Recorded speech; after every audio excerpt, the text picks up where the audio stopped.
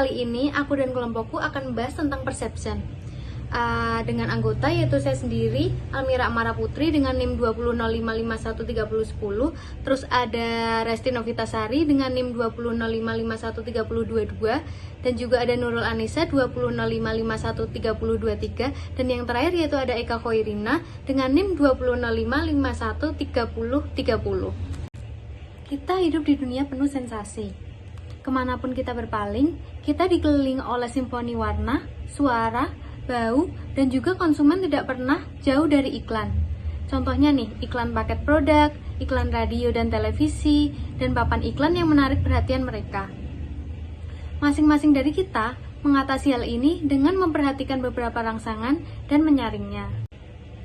Nah, bab ini berfokus pada proses persepsi di mana sensasi diserap oleh konsumen dan digunakan untuk menafsirkan dunia sekitarnya. Setelah membahas tahapan proses ini, bab ini akan membahas bagaimana panca indera seperti penglihatan, penciuman, suara, sentuhan, dan rasa mempengaruhi konsumen. Selanjutnya nih, kita juga membahas tentang teknik dan praktik pemasaran yang membuat pesan lebih diperhatikan. Akhirnya, bab ini membahas proses interpretasi di mana rangsangan yang diperhatikan oleh konsumen diatur dan diberi makna. Nah, yang pertama nih, ada sensasi. Sensasi mengacu pada respon langsung dari reseptor sensorik. Misalnya nih, mata kita, telinga kita, hidung, mulut, dan jari terhadap rangsangan dasar seperti cahaya, warna, dan suara. Selanjutnya, yaitu persepsi. Persepsi adalah proses di mana rangsangan ini dipilih, diatur, dan ditafsirkan dalam mengolah data mentah atau sensasi. Namun studi tentang persepsi berfokus pada apa yang kita tambahkan atau kita ambil dari sensasi-sensasi ini saat kita memberi makna pada mereka. Nah, terdapat juga nih gambar proses persepsi. Nah, selanjutnya nih kita akan bahas tentang proses persepsi dapat dipecah menjadi tahap-tahap berikut. Yang pertama yaitu kategorisasi primitif, di mana karakteristik dasar dari suatu stimulus diisolasi. Contohnya, konsumen pria kami merasa perlu meningkatkan citranya, jadi dia memilih aftershave. Yang kedua yaitu pemeriksaan isyarat, di mana karakteristik dianalisis sebagai persiapan untuk pemilihan skema. Setiap orang memiliki skema atau kategorinya sendiri yang unik, kurang lebih dikembangkan untuk berbagai jenis aftershave, seperti maco sederhana, misterius, atau fancy French. Kami menggunakan petunjuk tertentu sebagai warna botol untuk memutuskan skema mana yang cocok dengan kolon tersebut. Yang ketiga, yaitu pemeriksaan konfirmasi, di mana skema dipilih. Konsumen dapat memutuskan bahwa suatu merek termasuk dalam skema misterius miliknya. Dan yang keempat, yaitu konfirmasi selesai, di mana keputusan dibuat tentang apa stimulusnya. Konsumen memutuskan bahwa dia telah membuat pilihan yang tepat, dan kemudian memperkuat keputusan ini dengan mempertimbangkan warna botol dan nama aftershave yang menarik. Terus selanjutnya kita akan bahas tentang penglihatan. Pemasar sangat bergantung nih pada elemen visual dalam periklanan, desain toko, dan pengemasan. Yang pertama kita akan bahas warna. Warna kaya akan nilai simbolis dan makna budaya. Misalnya, tampilan warna merah, putih, dan biru membangkitkan perasaan patriotisme baik bagi orang Inggris maupun Perancis. Para pebisnis yang giat tidak diragukan lagi akan terus menemukan cara baru untuk mengadaptasi teknologi untuk hiburan konsumen. Mungkin dengan mengembangkan katalog virtual yang memungkinkan seseorang menelusuri toko tanpa meninggalkan kursinya. Makna budaya yang begitu kuat menjadikan warna sebagai aspek sentral dari banyak strategi pemasaran. Pilihan warna dibuat sehubungan dengan kemasan iklan dan bahkan perlengkapan toko. Memang ada bukti yang menunjukkan bahwa beberapa warna, terutama merah, membangkitkan gairah, sementara yang lain seperti biru membuat kita menjadi rileks. Berapa kombinasi warna menjadi sangat terkait dengan perusahaan tertentu sehingga dikenal sebagai corak perusahaan. Dan perusahaan bahkan dapat diberikan penggunaan warna secara eksklusif. Selanjutnya ada bau. Bau dapat membangkitkan emosi atau memiliki efek menenangkan. Mereka dapat membangkitkan kenangan atau menghilangkan stres. Beberapa tanggapan kita terhadap aroma dihasilkan dari asosiasi awal dengan pengalaman lain. Kemudian ada suara. Musik dan suara juga penting bagi pemasar. Konsumen menghabiskan banyak uang setiap tahun untuk compact disc dan kaset jingle iklan, mempertahankan kesadaran merek dan musik latar menciptakan suasana hati yang diinginkan. Kemudian ada menyentuh. Meskipun penelitian relatif sedikit telah dilakukan tentang efek stimulasi taktil pada perilaku konsumen, 20 pengamatan umum memberitahu kita bahwa saluran sensorik ini penting. Suasana hati dirangsang atau santai berdasarkan sensasi kulit, baik dari pijatan mewah atau gigitan angin musim dingin. Sentuhan bahkan telah terbukti menjadi faktor dalam interaksi penjualan. Kemudian ada rasa. Reseptor rasa kami berkontribusi pada pengalaman kami terhadap banyak produk. Analisis sensorik digunakan untuk menjelaskan persepsi manusia tentang kualitas produk sensorik. Perusahaan dapat menggunakan sekelompok panel sensorik sebagai pencicip.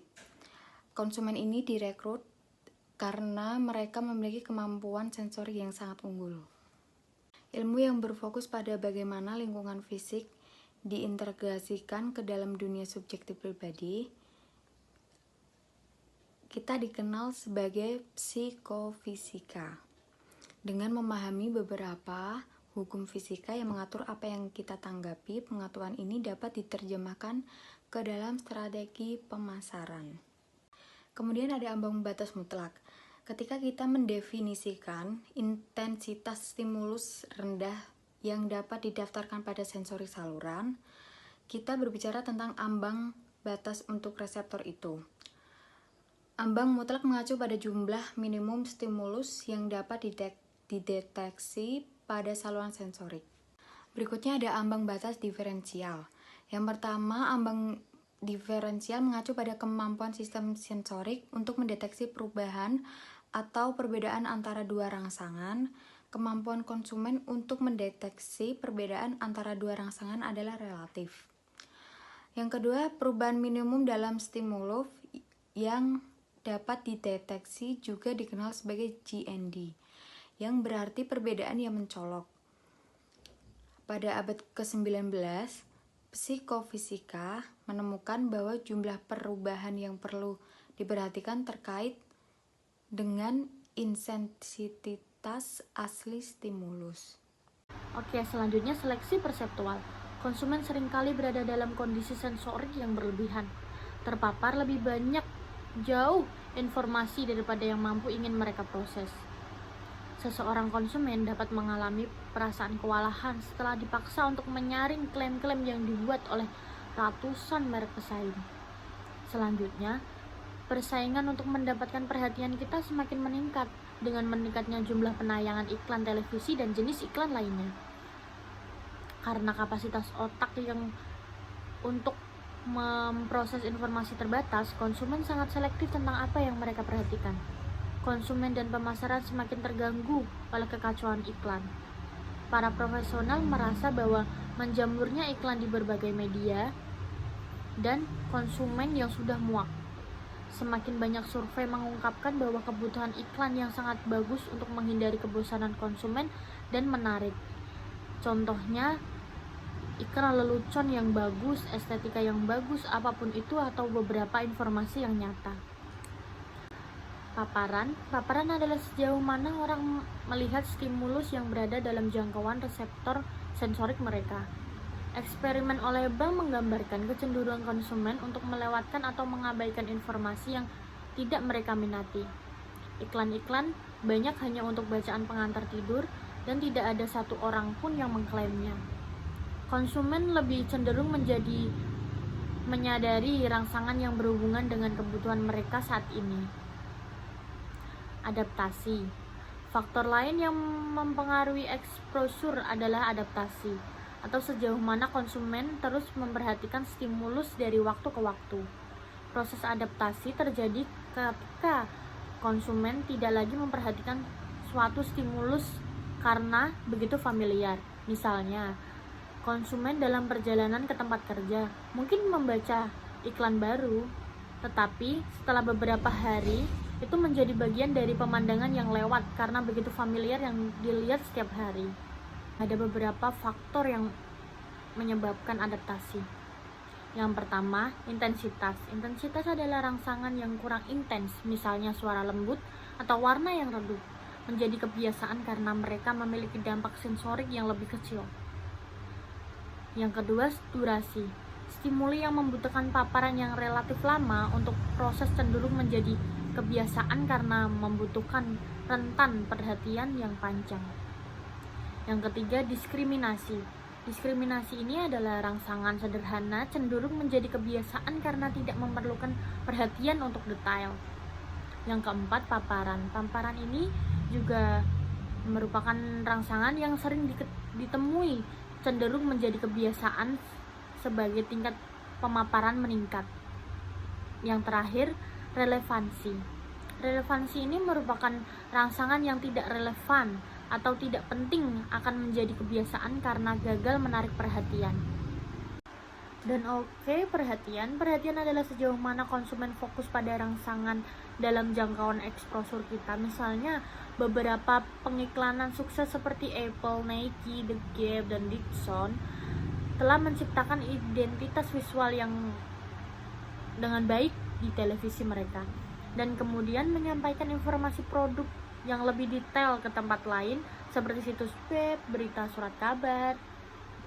Adapun beberapa cara untuk melawan kekacauan iklan. Banyak pemasar mencoba untuk melawan kelebihan sensorik yang disebabkan oleh iklan. Kekacauan untuk menarik perhatian pada produk mereka. Salah satu strategi mahal melibatkan pembelian blok besar ruang iklan untuk mendominasi perhatian konsumen. Adapun solusi pertama, yaitu memasang iklan di tempat yang tidak biasa, di mana pesaing untuk mendapatkan perhatian akan berkurang. Jadi, konsumen akan lebih memilih melihat iklan di tempat lain yang tidak biasa. Solusi lainnya adalah perusahaan lain menggunakan iklan boken, di mana iklan untuk satu produk dibagi menjadi bagian-bagian yang dipisahkan oleh iklan untuk produk lain. Bagian pertama menciptakan konflik dan kedua menyelesaikan, kayak biar tidak bosan gitu dengan iklan-iklan lainnya. Menciptakan kontras, stimulus yang sering jatuh ke dalam pola yang terduga memerintahkan banyak perhatian. Perbedaan ukuran dan warna juga merupakan cara ampuh untuk mencapai kontras. Cara yang semakin sering dilakukan untuk menciptakan kontras adalah dengan menggunakan klise iklan dan kemudian memberinya twist. Memutuskan apa artinya? Yang pertama, interpretasi. Interpretasi mengacu pada makna yang diberikan orang untuk rangsangan sensorik. Misalnya, jika ada kedua orang nih melihat hal yang sama pada waktu yang sama, tetapi kedua orang itu memaknai peristiwa tersebut mungkin sangat berbeda. Yang kedua, ambiguitas.